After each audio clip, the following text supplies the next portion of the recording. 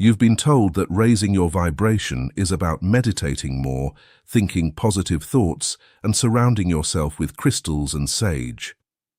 But Carl Jung discovered something that the spiritual marketplace desperately wants to keep hidden. Most people trying to vibrate higher are actually doing the opposite. They are layering aesthetic spirituality over unexamined psychological wounds, creating a superficial facade of enlightenment while their shadow self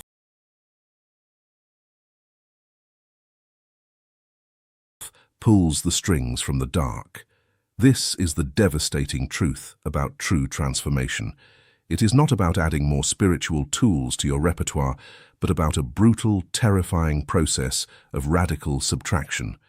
To achieve genuine individuation and reach a higher frequency of existence, you must stop acquiring and start dismantling. You are currently suffocating under the weight of an artificially constructed identity, a false self designed to protect you from the profound grief and pain of your past. The modern spiritual movement sells you comforting delusions, promising that if you just visualize enough light, the darkness will magically dissolve.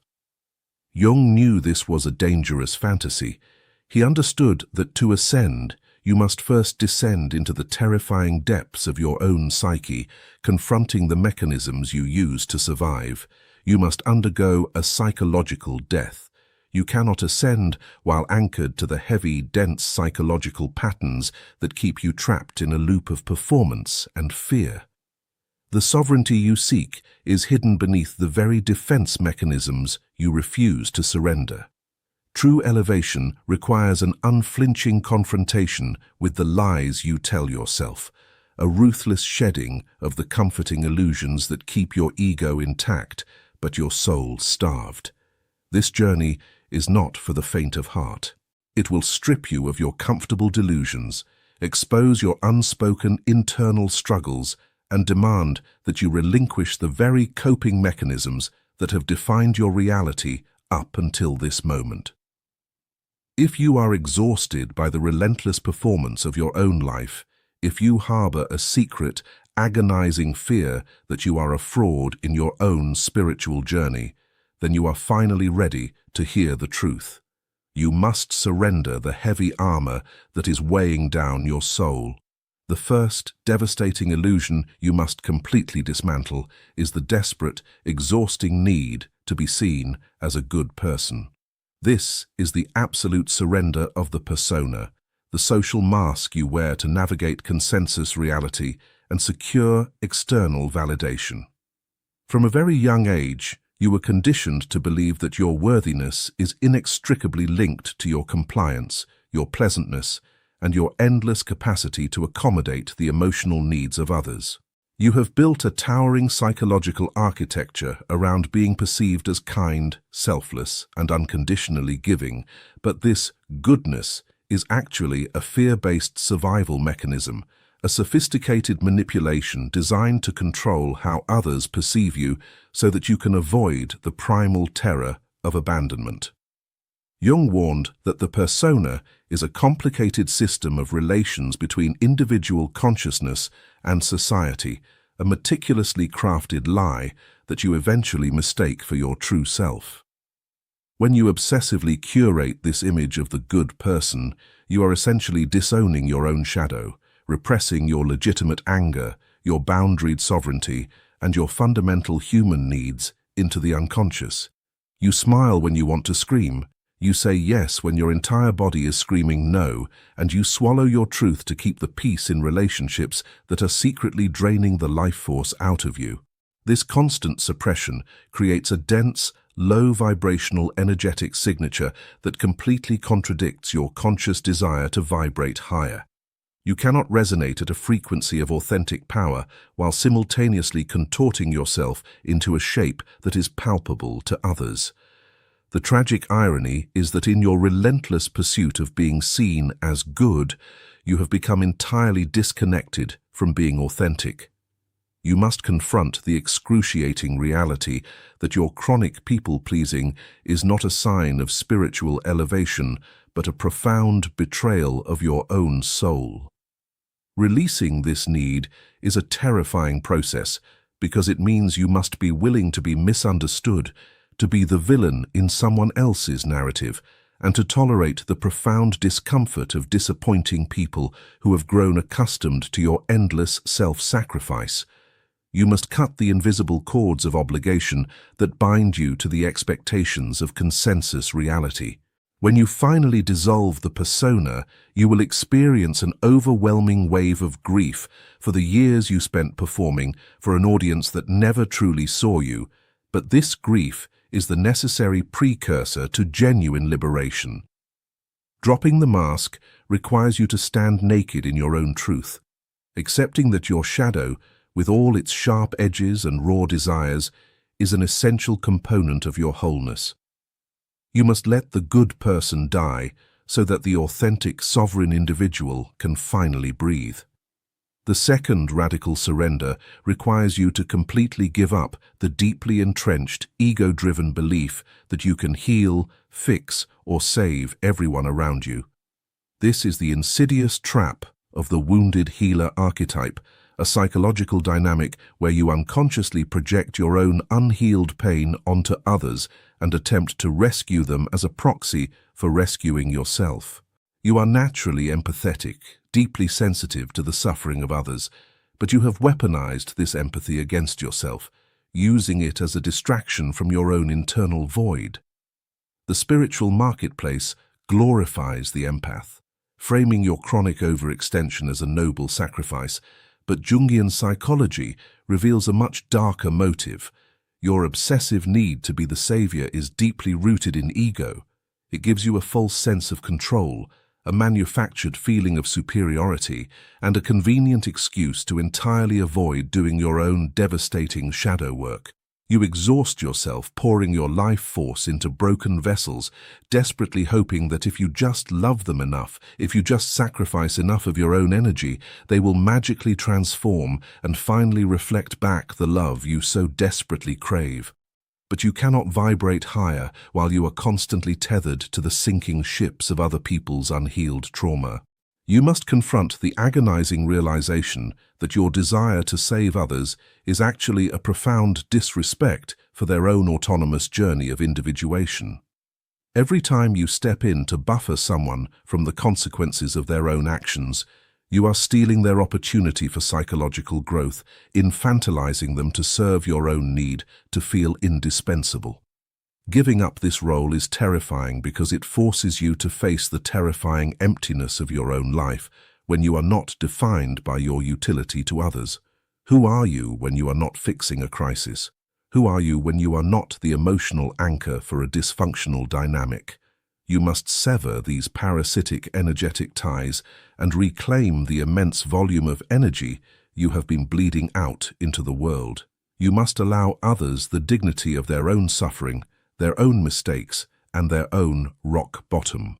This requires a ruthless form of compassion, a boundary so fierce that it feels like cruelty to the uninitiated.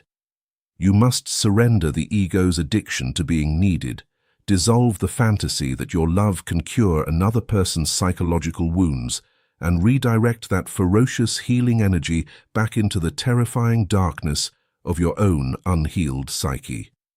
Check out our new guide, True Self-Discovery, with 24 practical reflection exercises inspired by the teachings of Carl Jung, designed to help you find your way within. Click below to get true self-discovery. The third agonizing release on the path to true elevation is letting go of the desperate, exhausting attachment to being understood by others. You must completely stop the frantic, low-vibrational pursuit of external validation and the draining habit of endlessly over-explaining yourself.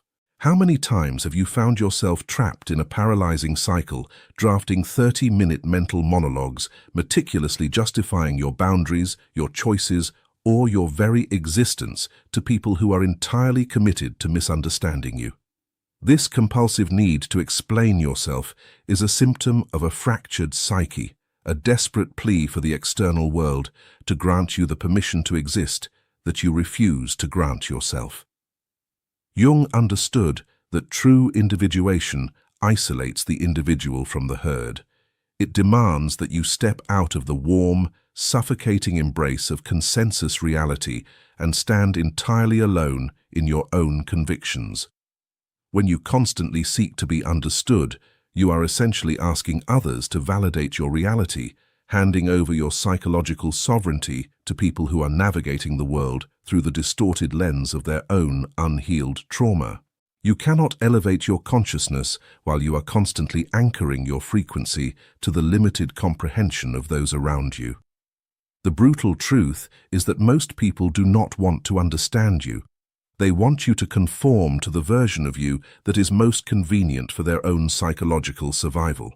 When you start setting boundaries, prioritizing your energy, and vibrating at a frequency of authentic power, you will become a massive trigger for those who are still asleep.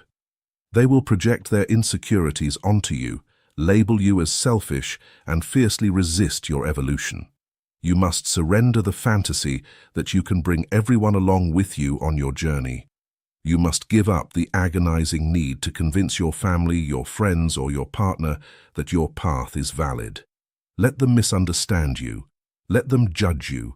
Let them cast you as the villain in their unexamined lives. Releasing this attachment is a profound psychological death because it severs the umbilical cord of societal approval that has fed your ego for your entire life. It forces you to cultivate an unshakable internal locus of control, a deep, resonant knowing that your truth is absolute, regardless of whether anyone else bears witness to it. You must learn to sit in the deafening silence of your own self-approval, dissolving the frantic energy of justification and sinking into the profound, quiet power of simply being. This is the essence of true energetic sovereignty, the absolute refusal to dilute your frequency to make your existence palatable to the unevolved. The fourth deeply painful illusion you must dismantle is the persistent, heartbreaking fantasy of who people could become, which requires the absolute cessation of psychological projection in your relationships. You have a devastating habit of falling in love with potential, peering through the damaged, toxic exterior of the people in your life and latching on to the dormant, unactualized light hidden deep within their psyche. You convince yourself that with enough time, patience, and unconditional love, this potential will inevitably blossom, and they will finally become the partner, the parent, or the friend you so desperately need them to be. But Jung warned that projection is one of the most dangerous mechanisms of the unconscious mind. When you fixate on someone's potential, you are not actually seeing them at all. You are projecting your own internal capacity for healing, your own suppressed golden shadow onto a completely external canvas. You are interacting with a phantom, a hallucination generated by your own unmet needs, while entirely ignoring the brutal, objective reality of their consistent, damaging behavior. This constant projection keeps you hopelessly tethered to toxic, draining relationships, trapping you in a cycle of profound disappointment and continuous psychological self-harm. You cannot vibrate higher while you are anchored to the heavy, dense frequency of waiting for someone else to change. You must violently rip away the veil of your own projections and force yourself to look at the people in your life exactly as they are right now, in this very moment, without the softening filter of your desperate hope. This is an excruciatingly painful process because it demands that you mourn the death of the fantasy. You must confront the profound grief of realizing that the person you have been sacrificing your life force for does not actually exist and perhaps never will. You must accept that their potential is absolutely irrelevant if they are not actively choosing to actualize it. This radical acceptance will force you to make terrifying decisions about who gets access to your energy. You must cut the cords to those who continuously disrespect your boundaries, regardless of how much light you see buried beneath their dysfunction. You must stop outsourcing your own golden shadow to broken people and start integrating that immense, radiant potential back into your own psyche. When you withdraw your projections, you instantly reclaim a massive reservoir of lost energy, dissolving the heavy chains of codependency and stepping firmly into the unyielding truth of the present moment. You must let the fantasy die so that you can finally live in reality. The fifth and perhaps most terrifying thing you must give up is the deeply comforting, identity-defining attachment to being wounded, which means you must completely escape the insidious grip of victim consciousness. The spiritual marketplace often inadvertently romanticizes trauma, creating an entire culture where your wounds become your personality, your currency, and your primary method of connecting with others. While honoring your past pain is a necessary stage of healing, lingering in the identity of the victim is a devastating trap that fundamentally blocks any possibility of vibrating at a higher frequency. Jung understood that the unconscious mind is incredibly pragmatic. It will hold onto a painful pattern if that pattern provides secondary gains. You must ruthlessly ask yourself, what is the hidden benefit of maintaining your wounded identity? Does it shield you from the terrifying responsibility of taking absolute ownership of your life? Does it give you a built-in excuse for your failures, a perpetual shield against the vulnerability of trying and falling short? Does it guarantee you sympathy, attention, and a sense of belonging in communities bonded by shared suffering? As long as you derive comfort, identity, or connection from your trauma, you will unconsciously recreate the exact conditions necessary to sustain it. You will continuously attract perpetrators, betrayals, and crisis into your life to validate the deeply held belief that you are perpetually at the mercy of a hostile universe. To truly elevate your consciousness, you must radically dismantle the narrative that your past defines your energetic baseline. This does not mean denying what happened to you. It means refusing to let what happened to you dictate the trajectory of your soul. You must surrender the righteous anger, the bitterness, and the intoxicating self-pity that keeps your nervous system locked in a state of hypervigilance. You must face the terrifying realization that while your trauma was not your fault, remaining a victim is now entirely your choice. Stepping out of victim consciousness requires a monumental act of psychological courage. It demands that you drop the heavy armor of your grievances and step naked into the terrifying arena of absolute self-responsibility. You must be willing to grieve the comfort of your excuses and embrace the crushing weight of your own agency. When you finally release the identity of the wounded child, you create a massive void in your psyche, an empty space that can finally be filled with the immense electric frequency of the empowered, sovereign creator. This synthesis of these 5 radical releases will lead you directly into the most terrifying phase of the individuation process, the void. As you meticulously strip away the persona, the wounded healer, the need for validation, your projections, and your victim consciousness, you will experience a profound, agonizing psychological death. You will look in the mirror and not recognize the person staring back at you. You will feel entirely untethered, drifting in a suffocating expanse of emptiness, stripped of every coping mechanism, every false identity, and every comforting delusion that once anchored you to consensus reality. This is the dark night of the soul, the necessary annihilation of the ego that the superficial spiritual marketplace desperately avoids mentioning. But you must not flinch.